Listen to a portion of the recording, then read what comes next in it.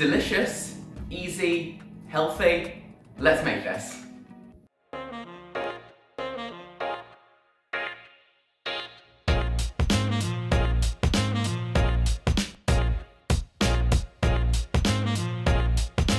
Super simple recipe this week. All you'll need is olive oil and chickpeas, plus some other flavour enhancers like a garlic and mushroom.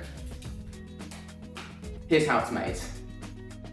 Let's start by cracking open our can of chickpeas into a colander and giving it a good wash in some cold water. And then be impressed that you got that voice recording right on the second time. Making sure to recycle everything as you go. Here on RafflesCooks, we care about the environment.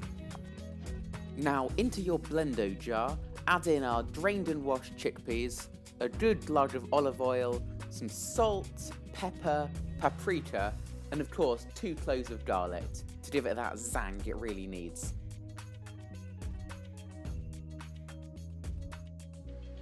Then screw on the lid and place it onto your RafflesCooks Blendo Whiz 250E, giving it a good few pulses. Feel free to add in some more olive oil or some vigorous shaking if it's still not coming together. After about 30 seconds of blending, take it out and give it a check. Hey! Looks like hummus! That wasn't scripted. For a bit of extra plating pizzazz, let's slice up some mushrooms, saute them in a pan with some oil, flipping them as needed, and then it's time to plate up. Using your favourite trusty wooden spoon or your silicone spatula-roo, let's put on a few generous blobs into our favourite bowl. Now to truly become the hummus king, give it a few decorative swooshes, some final touches with the mushrooms, olive oil, and a few sprinklings of paprika, and then you're all ready to roll.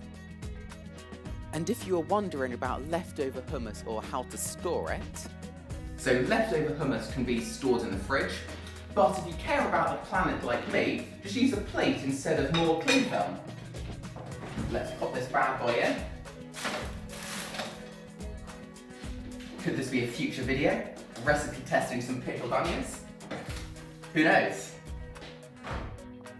But most importantly, how does the hummus taste? Cheers! Tastes just like hummus. Restaurant quality hummus. And that's why you should make it at home. Follow me at RafflesCooks and him at Freddy_Cats. See you next week.